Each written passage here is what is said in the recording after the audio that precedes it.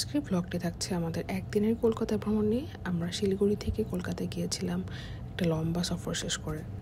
শুরুতে bus journey নিয়ে একটু ভয়ে ছিলাম, বাট তারপরও বাস ওঠার পরে বাসের ভিতরের পরিবেশ, ওদের সার্ভিস, বাস স্টপেজে ওদের খাবার সব মিলিয়ে একটা ভালো প্যাকেজ ছিল। অবশেষে আমরা কলকাতায় পৌঁছালাম দীর্ঘ 10 ঘন্টা জার্নির পরে। এখন আমাদের একটাই কাজ, হোটেল খুঁজে বের করতে হবে কোথায় থাকবো। তো আমরা ট্যাক্সি ভাড়া করে চলে গেলাম মার্কুইস স্ট্রিটের উদ্দেশ্যে।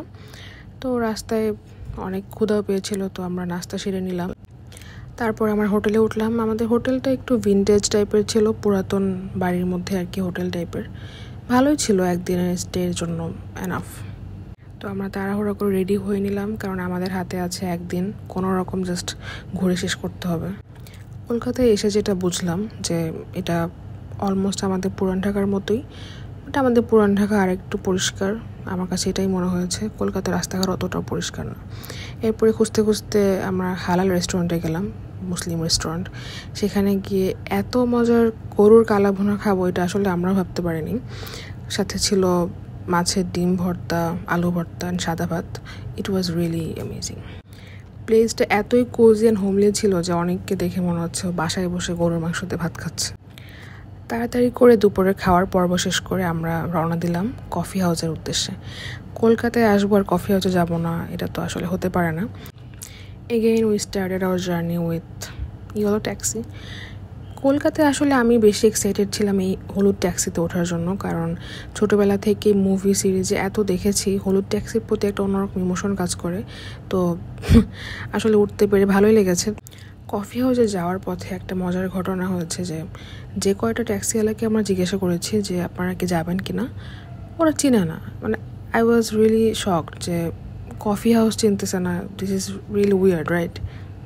কফি হাউসের এই এরিয়াতে এসে পুরো অ্যাম্বিয়েন্সটাই চেঞ্জ।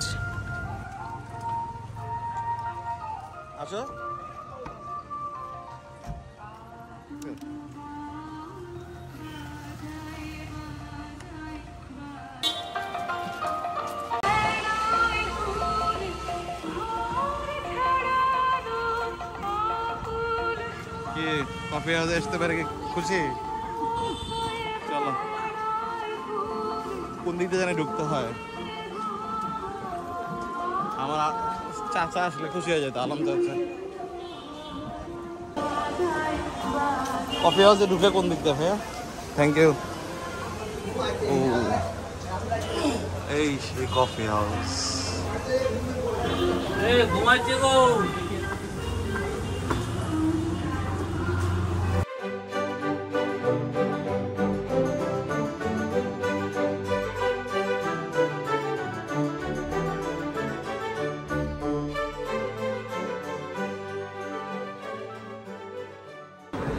কেমন লাগতেছে কফি হাউসে এসে কফি খেতে পারে?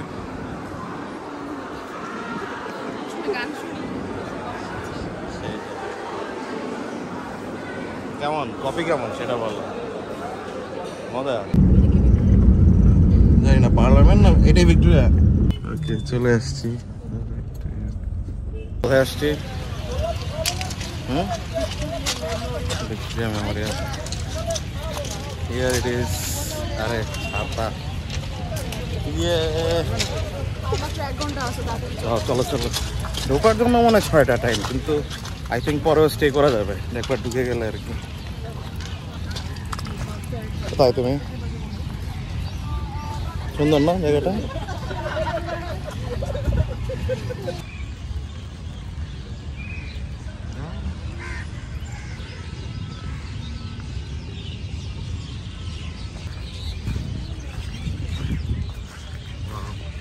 ছবি তুলবো?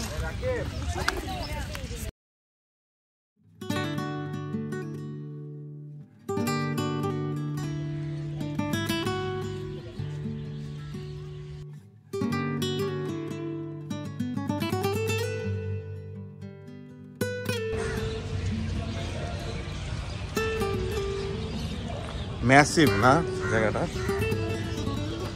কি হিউজ!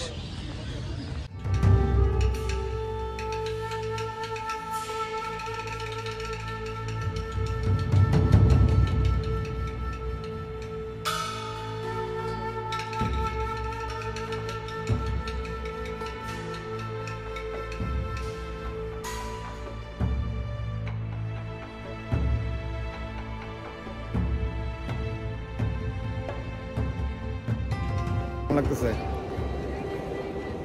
দেশে এই আমাদেরকে যে গোলামি করাইছে যে সেই ভিক্টোরিয়া টাকাটা দেখতে আসছি আর কি বলবো। এই যে অবনীন্দ্রনাথ রবীন্দ্রনাথের ছেলে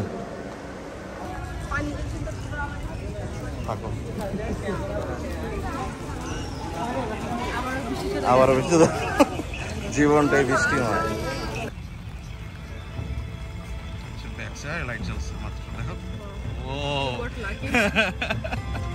What a timing!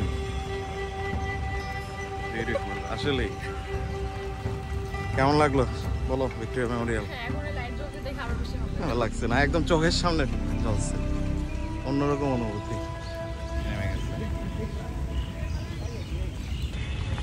চলে যাচ্ছি পিছনে এডওয়ার্ডস 7 না 6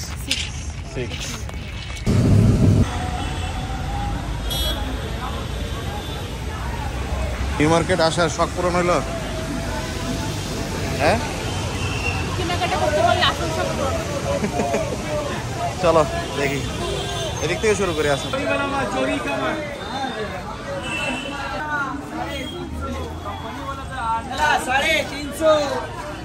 350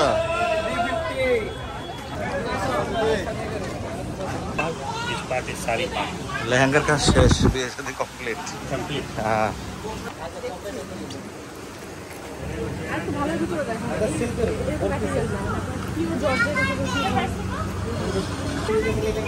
কিরকম এনো কোয়ালিটি?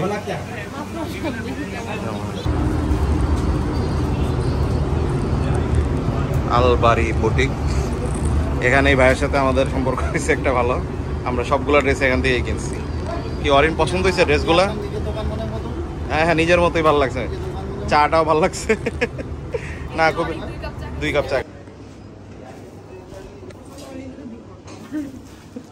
কিনো, তোমার পছন্দ হলে অবশ্যই কিনো। লাস্ট শপিং তো এইটাই।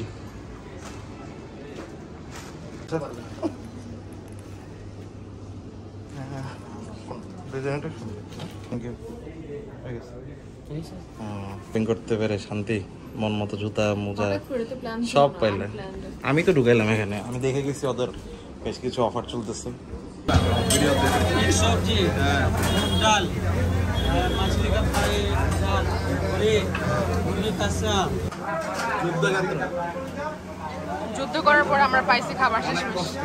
জায়গায় পাইনি অনেক, এটা হচ্ছে বিফ চাপ, এটা গরুর রেজালা, এটা বেশি মজা না। রাতের মার্কেট স্ট্রিট, এখানেই সব বাংলাদেশিরা আসে, থাকে, খায় দায়, তারপরে নিউ মার্কেটে শপিংয়ে যায়। এখান থেকে ওয়াকিং ডিস্টেন্স অলমোস্ট 1.5-2 কিলোর মতো হবে আর কি। Look what we found. কি খাইতেছ অরিন? फिर 80 টাকা 90 টাকা ওইটা হাই হয়ে যাবে। আমরা আমাদের ফেভারিট ফ্লেভারগুলো খাচ্ছি। Dark chocolate and this is filled with butterscotch. Hello এই ফ্লেভারগুলো বাংলাদেশে যদি পাওয়া যেত, কর্নেটো তাই না, এটাও পাওয়া যায় না। Best biscuit. ওকে, আমাদের আজকে শেষ রাত, signing off From Market Street. From India. Right now. Okay, from market city. Okay, আল্লাহ হাফেজ।